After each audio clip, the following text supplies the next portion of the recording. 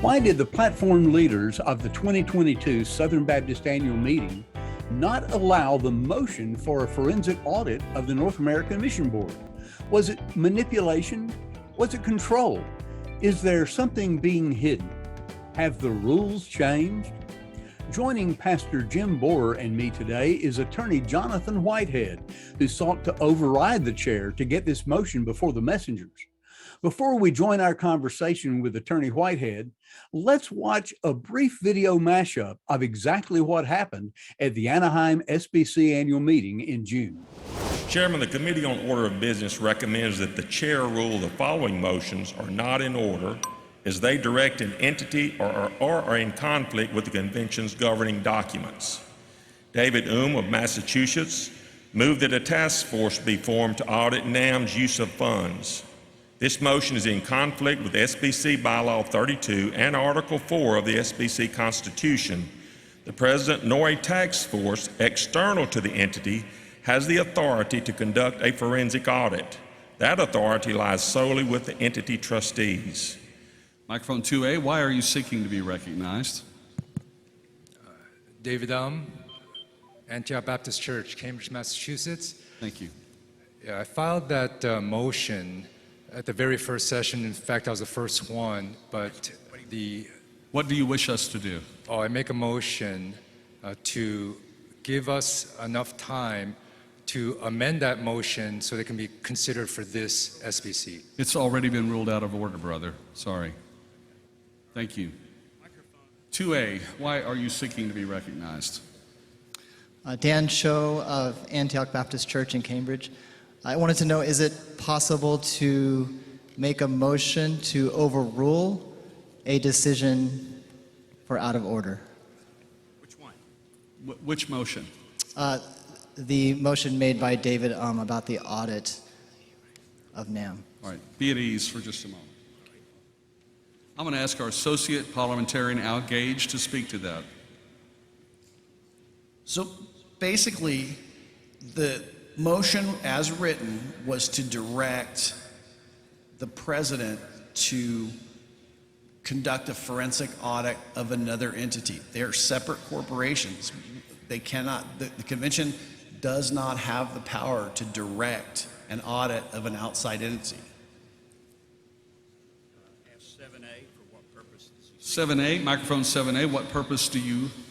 I have a point of order, Mr. Chairman. My name is Jonathan Whitehead. I'm the messenger from Abundant Life Baptist Church in Lee Summit, Missouri. This motion was a copy of last year's task force motion, and so the ruling of the chair would put this entity beyond the control of the convention to do what it just did with the executive committee last year. So I would either move to challenge the chair or offer a substitute motion.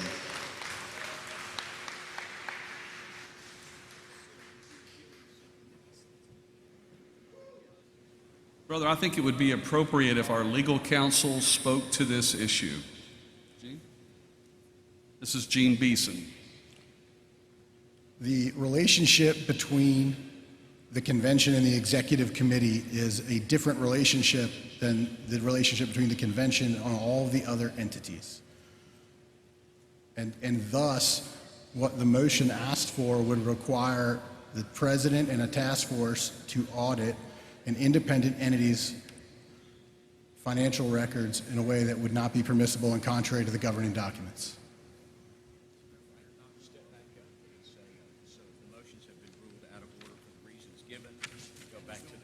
All right, the motions have been ruled out of order for the reasons given. Chairman of the committee, please. John, after seeing that again and being reminded of coming to the microphone and you being an attorney yourself, but yet being shut down by the legal counsel, Ed Litton brought legal counsel to kind of tell you what for at that point. What was your thinking in the moment? And then as you've thought about it after the annual meeting, what has been your thinking about what happened? You were the third person to come and try to get this on the floor for the messengers. Yeah, well, I mean, I think that the takeaway is the rules have changed for Baptists at their annual meeting with respect to how they can hold their entities accountable. Okay, whoa. Let's back up real quick. What do you mean by the rules have changed? Was there some kind of a rule change put in place before this annual meeting? Did that happen long ago, or explain yourself? Yeah, no, the rules the platform are using to answer messenger requests, I think, have changed over the years, suddenly in the last couple of years. Let's first talk about the timing of that video. That may not be apparent from some folks just splicing the clips together. The motion that was made for an audit was the first motion the morning, as soon as you could get miscellaneous business in. Brother Kim or Brother had folks at several microphones. I think they were ready to get that motion in place. First motion.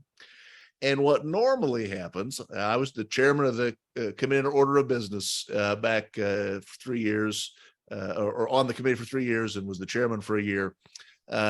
What normally happens is the committee goes and takes those motions and they meet over lunch or the afternoon, and they quickly decide, this is a motion we're going to report back out, or this is a motion that's out of order, or this is a motion we're going to refer. And then they'll come and report pretty quickly back to the body. Here's how we're going to deal with these motions. So you have a chance to know what's going on, how the platform is going to respond, and so the body can then respond. The motion for audit was not reported out until the very last session. So it was handled in a very unusual manner, in a way that indicated the platform really didn't want the body to know how they were going to dispose of it until the last minute. They wanted to limit the plans for strategizing in response.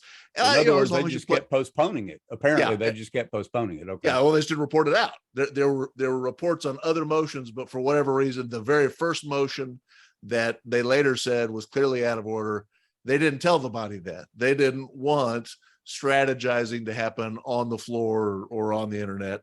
And so, arguably, we don't have a requirement they report it out early, but you can see the work going on if you're in the room. This is something they didn't want out on. They didn't want their decision out on the floor quickly. They wanted to hold that decision to limit the body's ability to respond. And I'm not sure Baptists expect their leaders to work that way. It's fine to have a disagreement. It's fine to tell me I'm in order, out of order. It's a little odd to expect the shenanigans to happen so that the motion is just held until the very end and it's kind of dumped on you as a surprise. Yeah, feels so that's manipulative. Yeah, that's one reason I got up to make the very clear point. So the record was clear that Pastor had brought a motion that was almost exactly, except for the words of the entity, was exactly like the motion that had been ruled in order the year prior.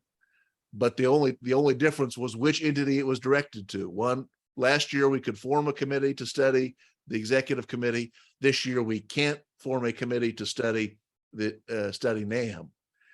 And from where I sit, the only difference now is the reason those motions for the different outcomes, it seems plausible to me, is there was a group that wanted an investigation executive committee, but there's a group that doesn't want an investigation of NAMB. And that's disconcerting. One reason and your issues are different. The executive committee was about the sexual abuse issue that had been kind of stirring for some time. The other is really all about money and the use of money. So those are different kind of power or control centers. Well, except this year they merged, right? This year we suddenly have the claim in the Sexual Abuse Task Force report that Johnny Hunt the allegation was had sexually assaulted a woman right after his time as president. And what we know is Dr. Hunt went to NAMB and oversees a large budget, a budget where he's with ministry wives at condos in vacation locations, awfully similar to the allegations about this one incident in 2010. And then there's the question of why did NAMB put so much money behind Dr. Hunt's ministry if they knew about this allegation? Did they know about this allegation? Did somebody know about this allegation?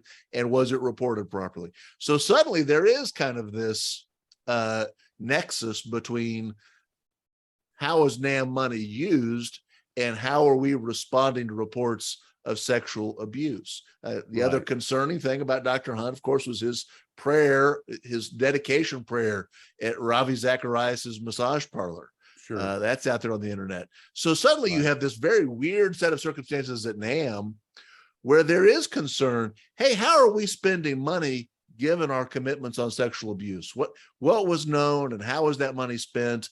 And were trustees overseeing what's going on there, or was something run by them? Were trustees bamboozled? And so Right. suddenly you did have this convergence of sex abuse and financial impropriety. And so for those reasons, the question is, how does the convention get to the bottom of this? And unfortunately, I think what we saw was last year when certain groups wanted something to happen against the executive committee, kind of struggle between various groups in the convention at the top. There was a group that wanted an investigation executive committee, and so they let the messengers do that. The question is, can the messengers do the same thing at other entities? And what we got back was an explanation that no, we're not going to let you do to other entities what we let you do to the executive committee last year. And that is a new rule. The old rule, if you go back and look at what legal counsel had said, was you can probably form committees to investigate other entities except for the executive committee. And now the rule is totally opposite. Now only the executive committee can be investigated through this committee method. So there's a real question besides nuking trustees, which is hard to do because most folks don't want to blame an individual trustee for what clearly is a group problem. Okay, But let's come back to that in a minute. And this new rule, old rule, there's a lot of issues there about control on the platform and some other things, but I want to throw it over to Jim real fast. Jim, you're a pastor of a church, have been there in Indianapolis area for 22 years as a pastor, been Southern Baptist all this time. What was your thinking when you saw this happen? Pastor Oom came and Pastor Oom, just to give just a little bit of context, my understanding is from several mutual friends is he had been challenged to take this some other directions, and he had actually talked to Kevin Ezell and North American Mission Board about his concerns directly and was pushed off. And so he had worked really hard to be able to get this motion and present it, which obviously he did, as you said, the very first motion for the annual meeting, followed up by two others who came to try to make it happen. And then it still doesn't. So as a local pastor, Jim, kind of what was your feeling when you saw what took place there? It's heartbreaking. And I'll say why. Let's just take the motions off as like a specific thing and look at the bigger picture. The real question that's being asked is, hey, we want to know what our funds are going towards. We want to support church planting. We believe church planting, one of the fastest ways to evangelize our nation, see the gospel and the kingdom growth happen. So we want to support it. We just want to understand, based on the limited information we get, like we have 600 churches being planted or 800 churches being planted, but we're spending 3 times as much. Again, inflation happened, we get that. But why so few church plants? And if they're necessary, I think, you know me, I'm all for it. If they need to buy land to have a land bank and prepare things, I am for that. I know it might create some questions in the denomination from smaller churches, but if we are going to be a cooperative Baptist group that wants to talk to each other and support each other, and we're doing it the best we can make legitimate claims and reporting as to why this is so expensive. From my understanding, what's happening is you're giving a lump sum of this is all being spent, but no clarity as to where the church plants are, how much is being spent per church plant, is it being used effectively, what's the purpose of that, and it's just not being reported. So NAMB could solve this problem by the trustees saying, hey, we are going to report, just like the executive committee. Had they simply done the investigation, responded in a compassionate, timely way to the concerns of the convention and of those that were, harmed, we wouldn't have had to gone to that level at the national convention. That's what disturbs me, is that at this point, there's been a mandate from the floor, people looking for this motion being shut down. It's been asked for in multiple different ways now. and it's not being addressed at all in any way. That creates more and more distrust. I believe in open Right. book. Well, and the distrust, I think two words come to my mind right off that has continued to instigate the distrust, and that's lack of accountability and lack of transparency. Yeah. And a huge organization that has millions and millions and millions of dollars in it, like the North American Mission Board, you're not going to get a check by check report. I mean, that's just insane. But what has happened since 2010 and Ezell became the president is basically they put undercover the use. And so when in the past church planting funds, you could see a breakdown of this much was used for support of church planters, this much for housing, this much for whatever, marketing or whatever. I mean, it was all broken down and you could see how that money's being spent. Now they just present one bulk number, $92 million, $90 million, whatever. And when people ask, they basically get a form response. And that doesn't generate any kind of trust at all, as you say. John, what are your thoughts? I mean, there have been so many things that the North American Mission Board has done in just the last few years. I mean, you take the deception that they made to the U.S. Fifth Circuit Court in the McRaney case, again, to the Supreme Court of the United States, the deceptive statements they made there about Southern Baptists being a hierarchy and they oversaw, other entities, calling state conventions entities. I mean, a lot of other stuff too.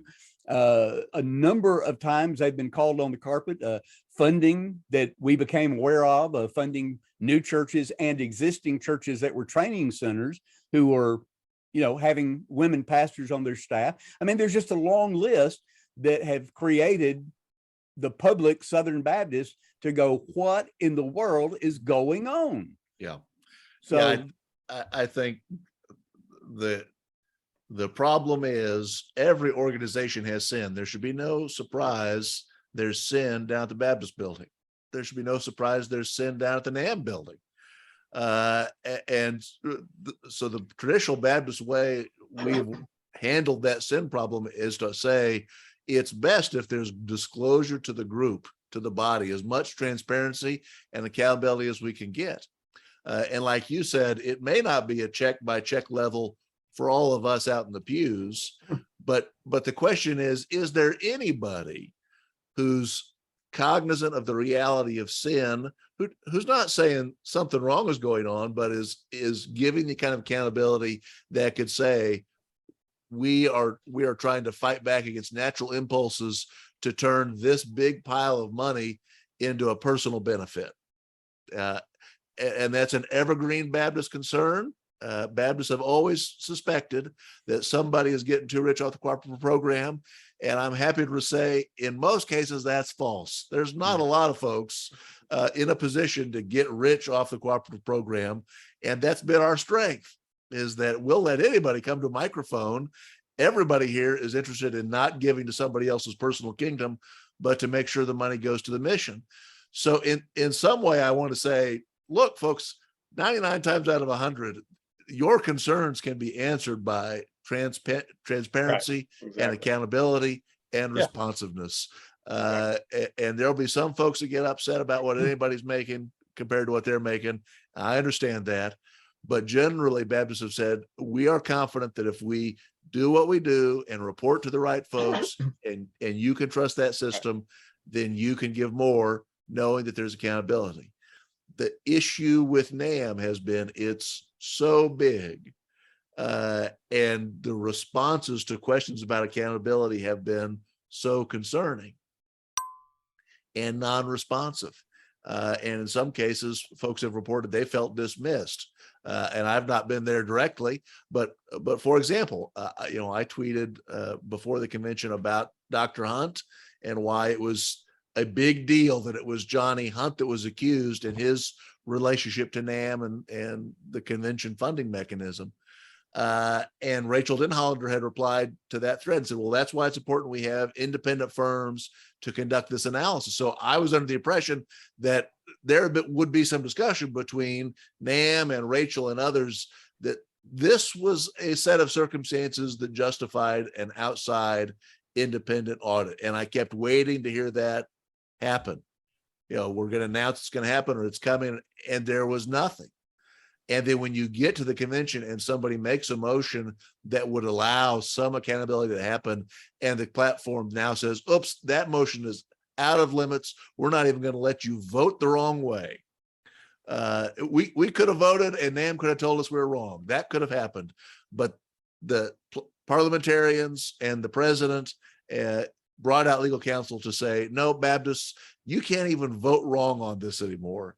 To hold your entity accountable. That method of accountability is gone, and we're going to limit you to some other methods that are much less responsive. So the question is, what are the rules? Tell us the rules, and Baptists can decide, are we going to get the accountability we need, or are we going to make different decisions with our money?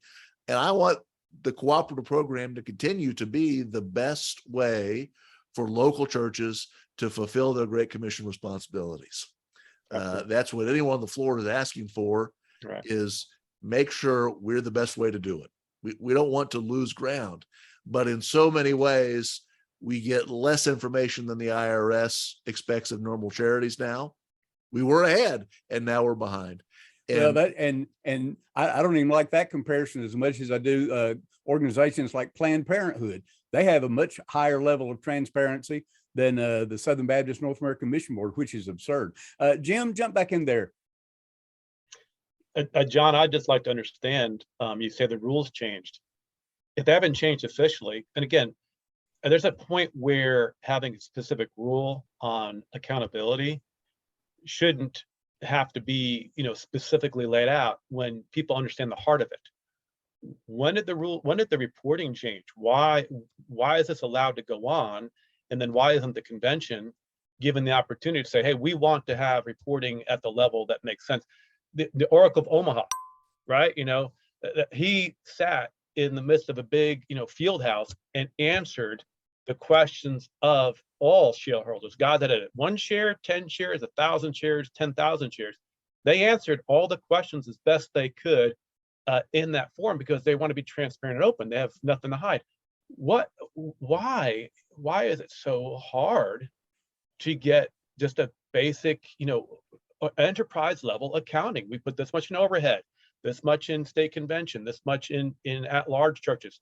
We are having a hard time in this region of America and in Mexico and Canada. And we have this many actual church plants. And this is the per capita cost of a church plant on average, but in these areas higher, Manhattan area, Boston area, areas that are high density, high expense. Okay, you don't have to give everything, but there's a lot more information that could really go a long way rather than just, oh, we found this one family that's planting churches. They're doing great and praise God, we want to celebrate them. But that's not really a report for people to dig through, and just get it out now, let people dig through it, and then deal with the questions, because seriously, what could be going on with planting churches that would be so, groundbreaking or earth-shattering, or need to be secretive. Yeah. I mean, well, and it reminds me of Kevin Ezel's response at the convention after the North American Mission Board report. Ed Litton, who's moderating the meeting, Ezel turns to him at the end of the report and says, well, now I can take some questions, but I'd rather not to. He kind of under his breath said, but I'd rather not to. And it's like, okay, that, was probably not intended to be caught on microphone, but that's kind of how we feel, I think. Yeah. Well, no, and Russell Moore had an article about the terror of being a child going to business meetings, not knowing how your dad would be treated at business meetings as a child. And you think, well, now looking back, that describes some of the way people react at those meetings. They are entity heads, in some cases, are terrified of going to that microphone and facing questions from the floor. And so it is true. We need to decide as a convention, or at least recognize maybe there's some competing theories. The old-fashioned Baptist way was to get into the room and agree this is good for our collective system to have hard questions and accountability and agreement. Warren Buffett doesn't get in that room in Omaha, and he's not terrified of what they're going to ask. He thinks there's a good purpose to him being open and transparent to investors. He's got accountability and they've let him do some amazing things. And he thinks it's on balance good to have that kind of accountability. But the current generation of Baptists, for whatever reason, really want the SBC annual meeting to be a celebration of their good work in the past year. And the trustee meetings turn into a celebration because life is hard and they get criticized unfairly. They think outside. And so if we focus on our meetings just being celebration, then we never get the buy-in and accountability that we need for the Baptist system to work. Long term. It's a different plan. Yeah. But So long term, you got yes. that church said it. I don't like being in front of people when you know you have somebody out there who has axe to grind, or they're not truth tellers. That's scary because they can ask the question, when did you stop beating your dog? I don't own a dog. Right. Oh, you're guilty of that. Right. Like they have the attitude. So you have the other end. You understand you want to protect your leaders from crazy criticism or radical maligning of them. But simple things like there should be open books. We should know who our missionaries are. We should understand overhead costs. I mean, every business has to turn that in if they're a public business. And we are we are not public in the sense that we're traded. We have all these 40,000 plus churches buying in, hopefully, to a unified giving plan to accomplish the Great Commission. But if people don't have a sense that, my dollars are somewhat accounted for. I mean, again, you can't know every penny, but you should know the big basic, picture and be like, we celebrate for that, Right. And then give snippets too. Give them both. John, let's take a shift here for a second, built off what Jim said. There seems to be a large amount of evidence. I mentioned a little bit a while ago, but evidence of possibly misuse of power, misuse of funds, those kinds of things by the North American Mission Board, and some things that have been documented, be placed out into the public of things that they've done. There have been quotes that have been put out there by Kevin Ezell that are very disparaging to the regular guy sitting in the pew or the normative side Southern Baptist Church. I mean, when he sits in a group of West Tennessee pastors and says, I don't really need your money because 11% of the churches give me all the funds that I need. They provide 90% plus of my money. That doesn't really build trust. And that was a public statement in that group. So help us think, what could be the next steps to moving forward? How could a forensic audit be accomplished? Is that possible? Is there some other way to find out what's going on in our entity? Southern Baptist, this is our entity, and we're sending our mission dollars. Well, I say we are. There are a lot of churches stopping to send them to NAMB, but that's a whole nother story. But I mean, that's our North American mission entity, right? Yeah. And so people are greatly concerned about that. So what kind of steps do we need to take?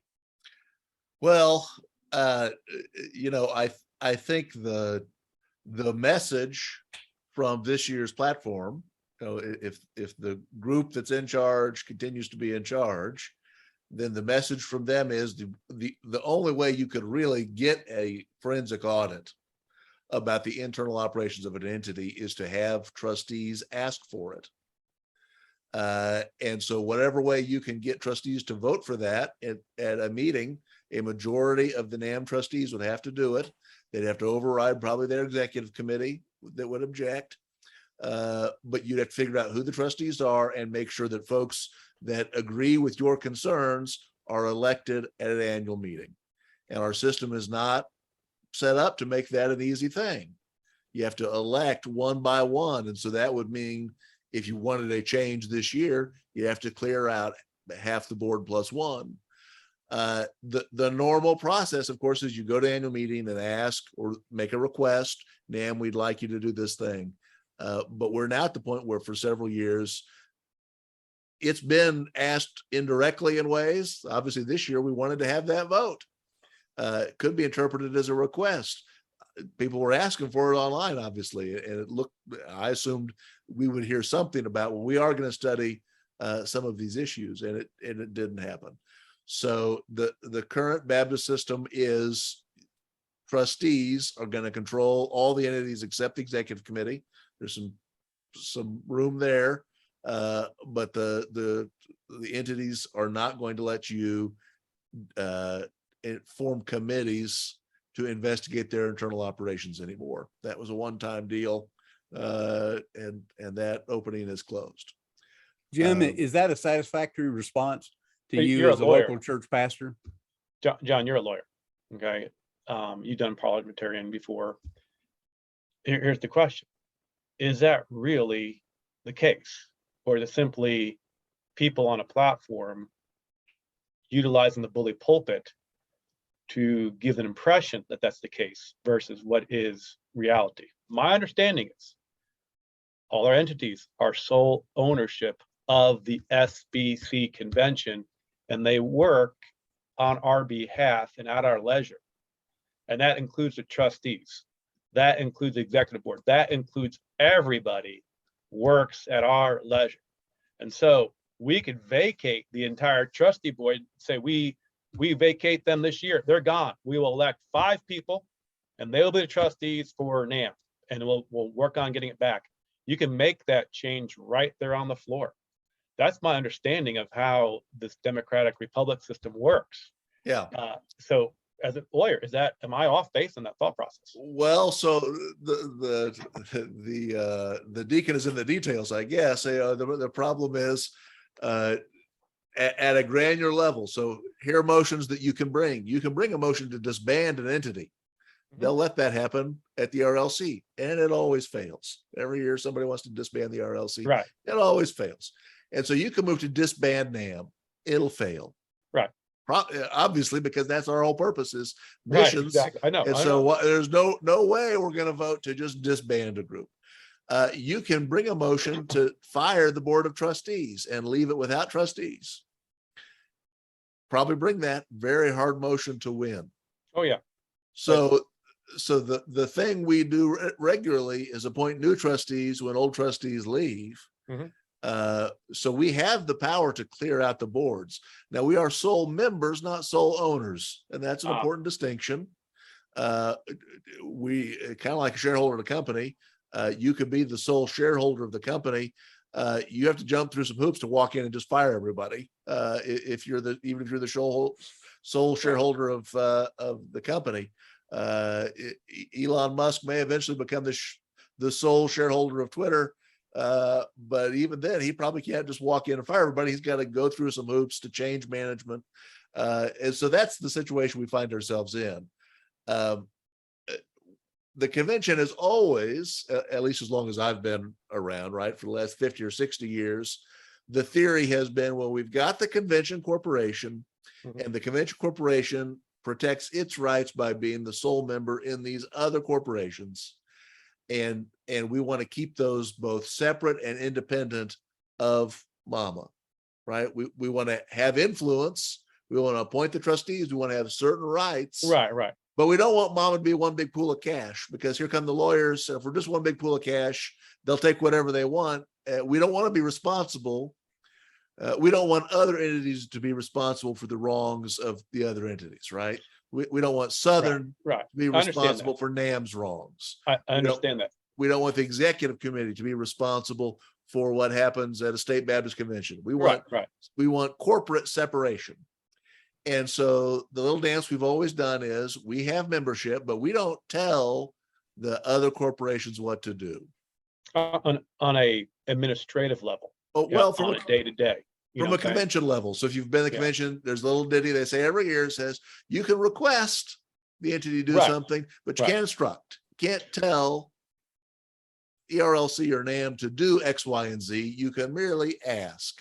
But we're able to tell the executive committee last year, 2 years ago. Well, so there's the question. How is that different?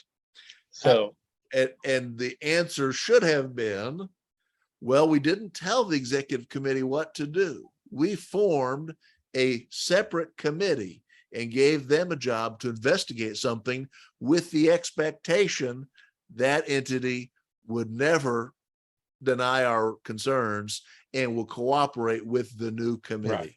Correct. So that was a way around it.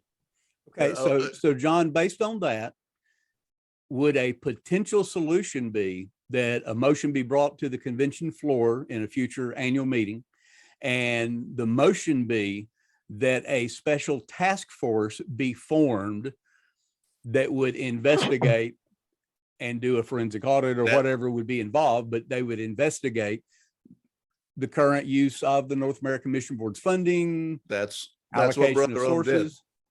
That's exactly what Brother Ohm did. He brought Yep. the same motion. We're going to appoint a committee named by the president, and they'll have the job to work with NAMB to audit finances, expecting them, they would never turn down the convention committee's request. Once we form the committee, the expectation is we're all going to cooperate together because you wouldn't want to buck the convention. Okay, And so because- how could that have been worded differently? Because I know you may have said that earlier, but I mean, his motion was mimicked from the previous motion, basically. So is there a realistic way that it could be changed, that it would redirect when you're actually in the meeting? The effective answer from this year's platform was that kind of motion can only work at the executive committee. Can't do it anywhere else. So going back to that, John, I heard you saying, so going back to what you're saying, though, you're being very general. Are you saying if we are to logically conclude that it was a good motion, there's nothing out of order based upon previous meetings, it mimicked what, because I believe Rachel Dellenhonder had actually crafted the original motion for the executive committee to be investigated. So she had done that, and a pastor brought that. That's an implication. Yeah. Yeah, but I heard the person say that she did it. So, so it was a lawyer and it was legal. It was appropriate for our convention entities and the way we do things. It's just that the platform used the power of the platform to give information that's counterfactual to what was possible. Is that what I'm hearing? Yeah. So think about who's on the committee on order of business last year, or not 2022, but 21. So you've got Adam Greenway, who's the chairman of the committee on order of business. They get the motion from the floor for this investigation. And like I said, the rule had been in years past, the executive committee and convention legal counsel had always said in the past, you can't have any motion that invades the provinces of the executive committee. You've given us this responsibility. You can't invade the internal operations of any entity, especially the executive committee. The executive committee was the one that should be hardest to investigate. And the others, in theory, were open to some kind of committee approach. But who gave that opinion? The legal counsel for the executive committee. And who did they all want to investigate? The executive committee. And so nobody was going to listen to their word anymore about the legal structure of the convention. It had to happen. So the motion comes back out and is referred to the floor so that it can be picked up and voted by the body. So there was coordination, in my guess. You can't prove it, but my guess is, my guess is it's a happy coincidence that it just so happened nobody really wanted to take the word of the convention lawyer anymore. The downfall of the executive committee in some ways helped some folks. There was a desire to see new blood and political change. And that's fine. SBC politics is SBC politics. But the question is, why did it happen last year? And I think a answer is because that complaint, that investigation helped the political causes of some people. Now, obviously it had a good result in some ways. You want to help victims? Yes, but it also had the incidental help of toppling the old way of thinking about the convention's legal structure, and it got rid of obviously, there's a lot of empty seats at the executive committee that got appointed, and so the trustees there got vacated. Yes, investigation, which is what you're saying would have to happen to get a committee to investigate or to get forensic, information, or just get a good audit that can Right. explain to people what's going on. Right. Not even like a forensic audit. Who wants to go to that expense? We just get an audit out there that should be done every year. I Well, don't they do regular audits. Yeah. They do regular audits. Does it And come so out to us? the normal audit is done and there's a report of that audit, but it's not sufficient because it's all top level We Right, at that right. point. And we do so- get audited. We do get audited financials. But you can Uh, but we want more detail that could be done exactly. at the same time by that auditor. And you raise a good point. The words forensic audit don't probably really mean the level of detail that most folks want, right? Right, As right. as folks have said, an audit just means that one, it says here you spent $100. Do you have a receipt for $100? Yes. Yes. Here's my receipt for $100 Right. worth of cigarettes and liquor. Okay, well then that adds Wait a up. minute, for a Baptist? Yeah, that adds up. And the auditor says clean books, and Baptists go, wait a minute, that's a violation of every Baptist principle no demand. Right. And so the audit doesn't ask, was it spent right? Right. And Correct. adding the word forensic doesn't mean, oh, well, now we get to ask if spent right. So that's why a forensic audit has to be defined in a way that you're asking the questions people want to ask. Correct. Yeah. So really, John, in summary, all of our conversation going around our elbow, to get back to our thumb, what we're basically saying is when you mix politics with religious practice or the church work, you get politics. And that's pretty much what we've got. It's inevitable that where there's $100 million pile of money or $200 million pile of money, and it's a lot more than that, even just with the North American Mission Board. Yeah. If 1% can put somebody on a private jet for life, there's going to be politics.